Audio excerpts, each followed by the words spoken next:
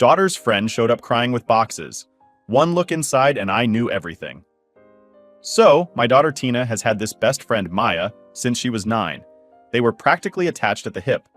Honestly, I don't even remember a time when Maya wasn't around our house. If you came by on any random day, you'd find her there, just as comfortable as Tina. She had her own spot at the dinner table, her own blanket on the couch, and a key to our house. Yeah, a key. I mean, it's not something I do lightly, but Maya was like family to us. At some point, it stopped feeling like Maya was just a friend and more like I had a second daughter. She was there for every little moment, birthday parties, holidays, even our family reunions. And she never just came to hang out with Tina, she'd spend time with all of us. My wife loved having her around, and honestly, I did too. She was just one of those kids who felt like they belonged, you know? Maya had this big, bright personality that filled the room. She was always smiling, always kind, and seemed genuinely grateful to be part of our lives. If Tina was our little spark, Maya was the steady flame. They'd spend hours together, watching movies, talking about school, playing games, or whatever it is that teenage girls do. Their friendship was something I admired. It seemed like it would last forever. Now, Tina and Maya's personalities were a bit different, but they balanced each other out. Tina's more of a dreamer, sometimes a little impulsive, and Maya was the grounded one, the type who'd help Tina think things through. I'd always figured that Maya was a great influence on Tina because, honestly, I could see that my daughter sometimes got lost in her head. Maya was the friend who'd pull her back down to earth, keeping her level-headed. In fact, there were times when Maya would come over to the house even if Tina wasn't around. I'd come home from work, walk in, and there she'd be, chatting with my wife or hanging out with my younger son. At first, I thought it was a little strange, but Maya just fit in so well with all of us. She'd sit there at the kitchen counter, helping with dinner, or even doing her homework while we all went about our evening routine. I don't think any of us ever questioned it. We just accepted it. I mean, what kind of family wouldn't want a kid like her around? As the years went by, it became clear that Maya wasn't just Tina's friend. She was a big part of our family. And we treated her like it. She joined us on every family trip, even the family reunions. I remember one time at a reunion, Maya and Tina were playing some silly game with my younger nieces and nephews, and my mom, Tina's grandma, called Maya her other granddaughter. It was just that natural, like she'd always been part of our family tree. It wasn't only us who saw it this way either. Maya's parents were lovely people, don't get me wrong, but they were always busy. They traveled a lot for work and weren't home much. From what I gathered, they weren't super close to Maya in the way we were with her. I think they liked knowing she had a second family she could rely on. Whenever I'd see them, they'd thank us for taking such good care of Maya and for treating her like one of our own. They were genuinely grateful, and I was happy to do it. Now, if there's one thing you should know about me, it's that I don't throw the word family around lightly. But Maya, she earned it. She was around for some tough times too. When my wife had surgery a few years back, Maya was right there helping us out. She'd bring over dinner, help clean up, even took care of the dog for a while. She didn't have to, but she did it because she cared. And it meant the world to us. Then there were the little moments that showed just how close they were. Tina once got really sick, like a bad flu that had her out for days. Maya stayed over for 2 nights just to keep her company, missing school just to make sure her best friend was okay. That's the kind of friend Maya was. She'd sacrifice her time, her own plans, just to be there for Tina and for us. Looking back, maybe I took it all for granted. I mean, I just assumed that friendship would always be there, strong and solid. Tina and Maya used to talk about their future, making plans as if nothing could ever get in the way. They'd dream about going to the same college, maybe even moving to the same city one day. It was a given that they'd always be part of each other's lives. There's something funny about how you can get used to things, and maybe I got too comfortable. I don't think I ever imagined that anything could come between them. As far as I was concerned, Maya was family, and family is supposed to stick together, right? So here's the thing. I didn't see the cracks forming, but now, in hindsight, I wonder if there were small signs. I wonder if there was something more I could have done or noticed. I thought Tina and Maya's bond was unbreakable, that they'd be those lifelong friends you read about. But life has a way of throwing things at you, things you don't expect, things you don't want to believe. If I'd known what was coming, maybe I'd have done something different. Maybe I'd have had a conversation with Tina about loyalty, about values. But back then, there was no way I could have known any of this was going to happen. So for those years, Maya was part of us, and we were her second family. I believed in her, trusted her, and I had no reason not to. She'd been there through thick and thin, always a stable presence. I never thought anything could shake that.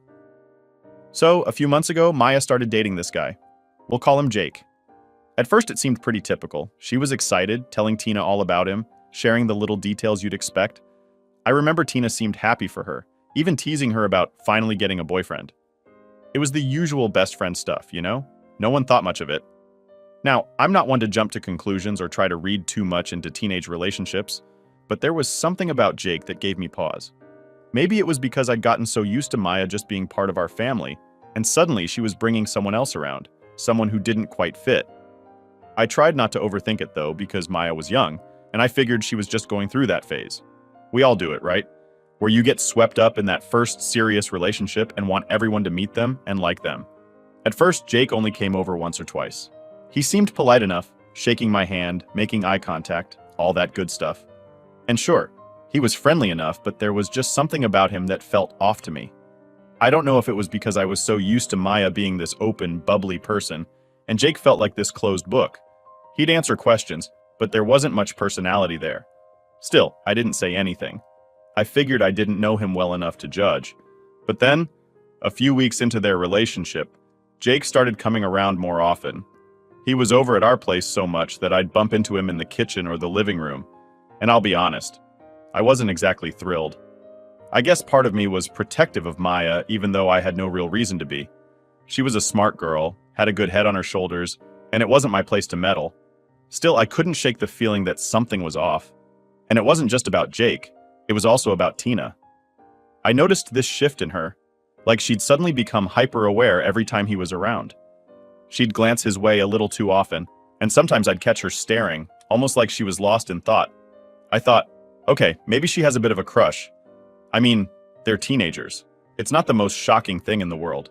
She was probably just curious about him since he was Maya's boyfriend, and that's normal, right? I brushed it off. But then, these little things started piling up. I'd be sitting in the living room watching TV, and I'd notice Tina practically hovering whenever Jake was around. At one point, she even changed her clothes before coming downstairs, which she'd never done before. That was when I started feeling uneasy, though I still wasn't ready to jump to conclusions. One evening, Maya, Jake, and Tina were all hanging out in the backyard, laughing and talking. I glanced out the window, and something about the way Tina looked at Jake stuck with me. It wasn't the look of someone who's just casually curious. It was that look that teenagers get when they're infatuated. She was smiling, but it was this smile that had a bit too much to it. And Jake? He didn't seem to notice, or maybe he didn't care. He kept talking to Maya, not a clue on his face. It was one of those moments where I felt like a bystander, just observing something that didn't quite sit right. I didn't want to interfere because at this point, there was nothing concrete, just a weird vibe. But the vibe was strong enough that I started keeping an eye on things a bit more closely. I mean, I didn't think Tina would cross any lines. She'd never shown me anything that would make me think otherwise. But teenage feelings can be complicated, and sometimes good kids do things that surprise you. After that night, I started seeing little things that maybe wouldn't seem like much on their own. Tina would find excuses to be around Maya and Jake when they were at our place. Even if she didn't have a reason to be in the same room, she'd just sort of be there. And when Jake spoke, I'd catch her listening a bit too intently, like she was hanging on to every word. It wasn't blatant or anything that anyone else would pick up on, but I'm her dad, so maybe I was just tuned in a bit more. I'll admit it bugged me. I didn't want to see my daughter falling for her best friend's boyfriend. That's a line you just don't cross. But at the same time, I couldn't exactly sit her down and say, "Hey, quit staring at Maya's boyfriend." She wasn't doing anything wrong, at least not technically. So I just kept watching, hoping this crush would fizzle out on its own. One night, Jake was over again, and he and Maya were sitting on the couch watching a movie. Tina was sitting on the armchair, and I could tell her attention was more on Jake than on whatever was happening on the screen. She kept glancing his way, almost like she was trying to make sense of him. I remember thinking, this isn't good. I started debating whether I should say something to her, maybe just pull her aside and remind her that some boundaries aren't meant to be crossed, even if they feel harmless. But then I thought, maybe I'm overthinking this. I mean, kids have crushes all the time, and most of them don't mean anything. They just come and go, and in the grand scheme of things, they're not a big deal. Still, I couldn't shake the feeling that something here was different. Tina's interest in Jake didn't feel like a passing phase. It felt more intentional. And that was what worried me. Looking back, maybe I should have trusted my gut and had that talk with her right then. Maybe it would have made a difference. But hindsight's 20/20ths, and at the time, I just kept telling myself it was a harmless crush. I figured she'd get over it. Jake would just be a temporary distraction and things would go back to normal. so I let it be. I told myself it was just teenage curiosity and that Tina knew better. After all, she had grown up with Maya as her best friend. She knew what loyalty looked like. I believed that no matter what was going on in her head, she'd never actually let it get out of hand. Funny how things you convince yourself of can sometimes be so far from reality. So one day, out of nowhere, Maya shows up at our house like a storm. And I mean, it was intense. She came tearing down the driveway, slammed on the brakes, and before I knew it, she'd hit the corner of our garage. I remember hearing this loud bang from inside, and my first thought was, what in the world is happening? I didn't even know it was Maya at first. I just heard this loud crunch and figured someone had a bad day on the road. I rushed outside, and there she was, just standing next to her car, looking like she'd been through hell and back. Her face was pale, her hands were shaking, and her eyes were red like she'd been crying for hours. She looked like she could barely hold herself together. The part that really got me, though, was the car itself. Her backseat was packed with boxes, and when I looked closer, I noticed they were full of Tina's things. Things from years ago. Stuff I hadn't seen in ages. Now I didn't know what was going on yet, but I could tell this was serious. Maya's the kind of person who keeps it together, and I'd never seen her look like that. She was a wreck, and whatever happened, it was bad enough that she'd decided to bring over boxes of Tina's old things and leave them here, as if she was done. I walked up to her, trying to keep my voice calm, and asked, "Maya, what's going on? Are you okay?" She just shook her head, didn't say a word, and for a second I thought she might just collapse right there. I took her by the shoulders and guided her inside. She didn't resist, didn't say anything, just followed me, dragging herself along like every step took all the energy she had left. Once we were in the kitchen, I sat her down and made her a cup of tea. I didn't want to push her to talk. I could see she needed a minute. She just sat there, staring at the table, not touching her tea, her hands still trembling. I kept glancing at her, waiting for her to say something, anything. The whole time I was racking my brain trying to figure out what could have happened between her and Tina. They'd been like sisters for so long, and now Maya looked like she'd just lost a part of herself. After a few minutes, she finally looked up at me. Her voice was barely a whisper when she asked, "Did you know?" I had no idea what she was talking about, so I just looked at her, confused. She took a deep breath and then, slowly, she started telling me everything. Apparently, she'd found out that Tina had been hooking up with Jake, her boyfriend, the guy she'd trusted. She told me she found out by accident, a voicemail that Tina left on Jake's phone. Tina, my own daughter, had left a voicemail for Jake, not realizing Maya would hear it. I felt a chill go down my spine just hearing it. Maya's face was twisted with pain as she explained, and I could see how much it was taking out of her to tell me this. At that moment, I didn't know what to say. I was too stunned to even process it. Tina, my daughter, who I thought knew better than to hurt her best friend, had been sneaking around with the guy Maya cared about. It felt like a punch to the gut, and I could only imagine how Maya was feeling, having to confront this betrayal from both her boyfriend and her best friend. Maya was holding herself together as best as she could, but she was barely hanging on. I reached out, put my hand on hers, and tried to offer some kind of comfort, but I could tell she was shattered. She told me she'd found out the day before, that she hadn't been able to sleep, that she'd been going over and over it in her mind, trying to make sense of how this could have happened. It was a mess, and it was so much worse than I'd ever imagined. I kept thinking back to those moments I'd noticed Tina acting strange around Jake, all the little signs I'd ignored or brushed off as teenage crushes. I felt sick with guilt, like I should have seen this coming and somehow stopped it. Maya went on to say that she'd tried to talk to Jake about it, tried to get him to explain himself, but he didn't have much to say. He'd barely apologized, just brushed it off as a mistake, and told her not to make a big deal out of it. Maya told me that hearing that from him hurt almost as much as finding out about the affair. It was like he didn't even care, didn't see how deeply he'd hurt her. And as for Tina, well, Maya hadn't spoken to her yet. She couldn't bring herself to face her. By this point, I could tell Maya had said all she could, and she was just sitting there, looking drained, like she had nothing left in her. I helped her carry the boxes from her car into our garage, and she left, barely saying a word. After she drove off, I stood there in the garage, staring at those boxes. It felt surreal seeing all these little things that belonged to Tina from when she and Maya were kids. Old toys, trinkets, photos, little mementos they'd collected over the years. I remembered Maya bringing over that stuffed bear for one of Tina's birthdays, and now here it was, tossed into a box, like it was just some meaningless item. It was like Maya was trying to erase every memory they'd made together, and honestly, I couldn't blame her. I stayed in that garage for a long time, thinking. I didn't know what to feel. Anger, disappointment, sadness. It was all there, tangled up in one big mess. I couldn't shake the image of Maya's face, how devastated she'd looked. She wasn't just losing a boyfriend, she was losing a best friend, someone she'd grown up with, someone she trusted. And knowing that my daughter was the cause of that pain, it was hard to stomach. When I finally walked back into the house, my wife could tell something was wrong, but I couldn't bring myself to explain just yet. I needed time to wrap my head around what I'd just heard. I needed to figure out how I was going to confront Tina and what I was even going to say. Because whatever had happened, I knew one thing for sure. Things were never going to be the same. I had no idea how I was going to confront Tina. I felt like my head was spinning just thinking about it. How do you even bring something like this up? I spent the whole night going over what Maya had told me, piecing together the little things I'd noticed but brushed off. The glances, the way Tina acted whenever Jake was around, it all came rushing back, clear as day now. I felt sick thinking about it, knowing I'd ignored my gut when it was practically screaming at me. The next evening, when Tina got home, I knew it was time. She walked in, all smiles, acting like nothing was wrong.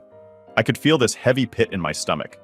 I didn't want to believe my own daughter could do something like this to her best friend. It was like there were two sides of me clashing. The father who'd always been proud of his kid, and the guy who'd just heard something he couldn't ignore. I told her we needed to talk, and she just looked at me, a little confused, maybe even nervous. She sat down across from me in the kitchen, and for a second I felt like I was about to have one of those regular dad talks about school or curfew. But this wasn't anything like that, so I just came out with it. I said, "Tina, I need to know what's going on with you and Jake." For a second she froze. Her smile faded, and there was this flicker in her eyes, something like fear or guilt. It was quick, but I caught it. She tried to brush it off, playing innocent. "What do you mean, Dad?" she asked, sounding all casual, like she didn't have a clue what I was talking about, but I wasn't having it. I told her I'd spoken to Maya, that Maya had come over in tears, telling me everything she'd found out. Tina's face went pale, and I could see her confidence slipping. She looked down at the table, avoiding my eyes, and I could tell she was piecing together how much I knew. After a moment of silence, she muttered, "I didn't mean for it to happen." I remember feeling my chest tighten. She didn't deny it. She didn't try to defend herself. She just sat there, looking almost defeated. I couldn't believe it. My own daughter, who I'd raised to be kind and respectful, had betrayed her best friend. And now she was sitting in front of me, not even denying it. "Do you have any idea what you did to Maya?" I asked, trying to keep my voice steady. I didn't want to yell. I wanted her to understand the gravity of what she'd done. "She trusted you. You were like sisters." She finally looked up, and there were tears in her eyes.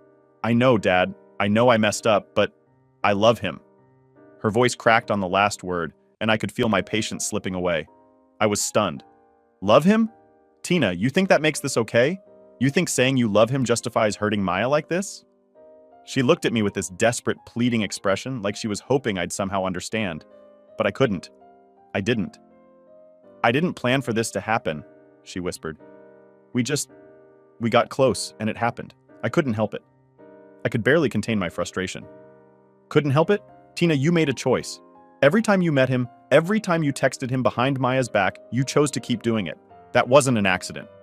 She started to cry, and for a second, I almost felt bad. Almost.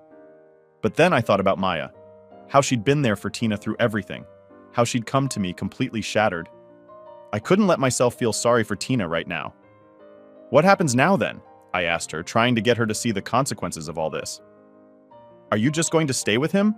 Keep acting like what you did doesn't matter?" Tina looked down again, her hands clenched on the table. She wiped her eyes and finally said, "I don't know. I feel like if I leave him, then everything I did was for nothing. I've already hurt Maya. It's too late to fix that. But if I don't stay with him, then I ruin 2 relationships for no reason." Her words hit me like a slap. It was like she was admitting she'd done something terrible but was still trying to rationalize it. I could hardly believe what I was hearing. "So you're staying with him out of guilt?" I asked, shaking my head. "That's how you're justifying this?" She didn't answer, just sat there in silence, and I could feel this wave of disappointment wash over me. I'd expected her to show some real remorse, some understanding of what she'd done. But instead, it was like she was trying to reason it away, like staying with Jake somehow made it less wrong. "Tina, you can't just move on like nothing happened," I told her. "Maya was your best friend. You can't undo what you did, but you could at least show her some respect by admitting you were wrong. This whole thing, it's selfish, and it's cruel." She started crying harder, covering her face with her hands. But I wasn't in a place to comfort her. I couldn't just brush this under the rug and act like everything would be fine. Seeing her like this, seeing how she'd justified everything to herself, made me realize just how far she'd strayed from the person I thought she was. After a long silence, I finally said, "You need to make things right with Maya. I don't care how hard it is or how awkward it might be. You owe her an apology at the very least. She deserves that much." Tina nodded, but it was a weak nod, like she was only agreeing because she knew I wouldn't let it go. I felt drained, disappointed, and honestly, heartbroken. This wasn't the kid I'd raised, the girl I'd spent all these years being proud of. I didn't know who she was right now, but I knew that I couldn't look at her the same way anymore. I stood up, feeling this heavy weight in my chest, and told her, "I hope you think long and hard about this, Tina, because I don't know if Maya will ever forgive you. And honestly, I don't know if I can either." With that, I walked out, leaving her sitting alone in the kitchen. The silence in the house was deafening, and I could feel this ache deep in my chest. I'd never imagined I'd be so disappointed in my own child that she'd turn into someone I didn't even recognize. As I went upstairs, I couldn't shake the thought that maybe I'd missed something along the way, something that could have stopped all this from happening. But it was too late for that now. A few months had passed since everything went down with Tina and Maya, but things hadn't exactly gone back to normal. Our family was still shaken up from the whole mess, and honestly, I was still struggling to look at Tina the same way. She was my kid, and I loved her, but this situation was like a dark cloud hanging over us. Around that time, we were getting ready for a big family vacation. We'd planned it months in advance, a trip to a beach resort where we could all unwind, relax, and just enjoy some time together. I'd been looking forward to this trip for a long time. My wife and I had saved up, booked a nice place, and arranged everything so that the whole family could have a great time. And by whole family, I mean everyone but Tina's boyfriend, Jake. I knew this decision would stir things up, but I didn't care. I couldn't stand the idea of being around that guy, acting like he hadn't played a part in tearing our family apart. My other kids were bringing their partners, and normally I'd have been fine with that, but this wasn't a normal situation. I didn't want to spend a single minute of my vacation looking at Jake, being reminded of everything that had happened. So I told Tina straight up. Her boyfriend wasn't invited. She looked at me like I just told her we were canceling Christmas. At first, she seemed stunned, like she couldn't believe what I was saying. Then slowly, her expression shifted from shock to anger. "What? Are you serious, Dad?" she asked, her voice already shaking with frustration. "You're really not going to let him come?" I looked her straight in the eyes and said, "Yes, I'm serious. I don't want him there, Tina. I want this to be a peaceful trip, and having him around isn't going to make that happen." She stared at me, probably waiting for me to back down, but I held my ground. I could see the frustration building up in her, and I knew this was going to be a fight. But I wasn't about to bend on this one. I'd already compromised enough, trying to let her figure things out after what she did. But this trip was supposed to be a chance to reconnect as a family, and I wasn't going to ruin it just to make her feel comfortable. "You're punishing me," she said, her voice getting louder. "This is ridiculous. When are you going to forgive me, Dad? It's been months. When are you going to stop holding this over my head?" I took a deep breath, trying to keep calm, but her words stung. I told her, "Tina, this isn't just about punishment, this is about choices. You made your choice to be with him. I'm making mine by not inviting him on this trip. It would be one thing if you'd made a mistake and tried to make things right, but you're still with him. That shows me you don't even feel sorry for what happened." She was fuming at this point, pacing back and forth, her hands clenched into fists. "You're acting like I don't care. But I do, Dad. I messed up, okay? But I can't just stop seeing him. I can't pretend he doesn't matter to me." I felt a mixture of frustration and disappointment boiling up. "Tina, you can be with him if that's what you want, but don't expect me to welcome him with open arms. This trip is for our family, and I don't want him there." She started crying, which only made me feel worse, but I couldn't let myself cave. "When are you going to let this go?" she asked, her voice breaking. "When are you going to stop treating me like the bad guy?" I shook my head, feeling more exhausted than ever. "Tina, you made a choice that hurt a lot of people, especially Maya, and now you're choosing to stay with him, even after everything that happened. I'm not saying you're a bad person, but you have to understand that your actions have consequences. This is one of them." She looked at me with this mix of anger and hurt, and for a second, I almost felt like I was looking at a stranger. I didn't recognize this version of my daughter, this person who couldn't see beyond her own feelings. "But everyone else gets to bring their partners," she argued, her voice sounding more desperate now. Why am I the only one who doesn't get to bring someone? Because none of them did what you did, Tina, I replied, my voice calm but firm. You can't just pretend like this didn't happen. Actions have consequences, and this is one of them. She stormed out of the room, slamming the door behind her, and I was left sitting there, feeling drained. I hated how things had come to this, how our once close relationship had turned into this tense, uncomfortable mess. I wanted to forgive her, to move past this, but every time I tried, I'd think about Maya's face that day she came over, broken and lost. I'd think about how my daughter was the reason for that pain, and it was like a wall went up between us. The days leading up to the trip were tense, to say the least. Tina barely spoke to me, and when she did, it was short and cold. I could tell she was still holding out hope that I'd change my mind. But I wasn't about to budge. This was a line I couldn't cross, no matter how much it hurt. On the day we left, Tina was sulking, sitting in the back of the car with her arms crossed, her eyes fixed out the window. My other kids were chatting, excited about the trip, but Tina sat there in silence, like she was in her own world. Part of me wanted to say something to try and fix things, but I knew there was nothing I could say that would change how she felt. She was angry, and honestly, I understood why, but that didn't mean I was going to let her walk all over me just because she didn't like my decision. When we got to the resort, Tina kept to herself for most of the trip, only joining us for meals and the occasional family activity. She'd show up, put on a polite smile, and then slip back into that cold, distant attitude. It hurt seeing her like that, knowing our relationship had been so damaged. But I still felt like I'd made the right call. I wasn't about to let one bad decision wreck this trip for everyone. In the end, the vacation was nice, but there was always that tension lingering in the background. Every time I looked at Tina, I could feel it, this unspoken frustration between us.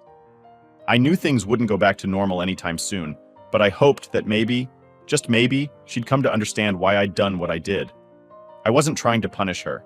I was trying to set a boundary, to show her that actions have consequences, even if they're uncomfortable. After the vacation, the tension between Tina and me didn't go away. It just got worse. She barely spoke to me, and when she did, it was short, almost cold. My wife, trying to play peacemaker, finally sat me down and told me, "You need to talk to her. This can't go on." I knew she was right, so the next day I waited until Tina got home and asked her if we could talk. She looked annoyed, but she sat down, arms crossed, clearly ready to defend herself. "Look, Tina," I started, "I don't want this to keep going on like this. You're my daughter, and I hate feeling like there's this huge wall between us." She scoffed, rolling her eyes. "You built that wall, Dad. You act like I'm the only one holding a grudge, but you're the one still punishing me." Her words stung, but I kept my tone calm. "This isn't about punishment. You hurt someone you were close to, someone who trusted you, and then you stayed with him like it didn't matter. It's hard for me to just look past that." She looked away, clearly frustrated. "I know I messed up, but I care about him, Dad. I'm not with him to hurt Maya. I'm with him because I actually like him." I took a deep breath. "I get that. But you have to understand, from my perspective, it feels like you chose him over a friendship you had for years. You can't just pretend this didn't happen." Tina hesitated, then said, "I tried reaching out to Maya after it happened. Tried to apologize, but she doesn't want anything to do with me. And that's her right. But it hurts. And Jake? He's the only thing that makes it hurt a little less." Hearing her say that threw me off. I'd always seen her staying with Jake as selfish, but maybe it was more complicated than that. Maybe she was just trying to hold on to something that made the fallout easier to handle. It didn't make it okay, but it made me understand her side a little better. "I get that this has been hard for you too," I said finally, "but you have to accept that Maya may never forgive you. I want to be here for you, but I need to feel like you're learning from this." She nodded slowly, her expression softening a bit. It wasn't a fix, but it was a start.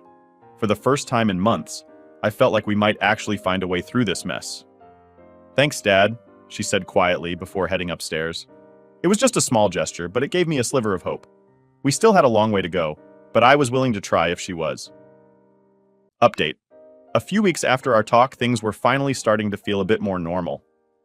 Tina wasn't back to her old self, and we weren't magically close again, but at least we were talking. I could see she was making an effort, and so was I. It felt like we'd both accepted that it'd take time to really move forward. Then, one night, she came home looking completely shattered. I could tell she'd been crying. Her eyes were red, makeup smudged, and she just looked defeated. She didn't even make it to her room.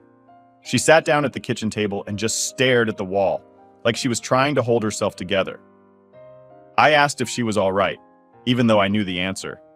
After a long silence, she finally muttered, "Jake cheated on me." She looked down, embarrassed and hurt, like she didn't want to say it out loud but needed to get it off her chest. Hearing it hit me harder than I expected. I felt angry for her, disappointed, and honestly a bit speechless. All I could think was, of course he did. I wanted to say something comforting, but nothing really felt right. She started talking, her voice shaky. He'd been acting weird for a while, and I guess I ignored it. I thought maybe he was just stressed. But then today he slipped up. I found out he's been seeing someone else. She stopped, and I could see the weight of it sinking in for her. He's been lying to me this whole time. I didn't say, "I told you so," but I think she could see it in my face. Instead, I just put a hand on her shoulder. "I'm really sorry, Tina," I said, and I meant it. I knew that in her own way she cared about him, and this was hitting her hard. Tina shook her head, wiping her eyes. Maybe I deserved it," she whispered, like she was struggling to even believe what she was saying. I didn't agree with that. Sure, she'd made mistakes, but nobody deserves to go through this. "Look, Tina," I said, "you didn't deserve this. You learned something tough, and you'll grow from it. But don't think you brought this on yourself. What he did says more about him than it does about you." She nodded, looking a bit more at peace. It wasn't an easy lesson, but maybe, just maybe, it was one she needed.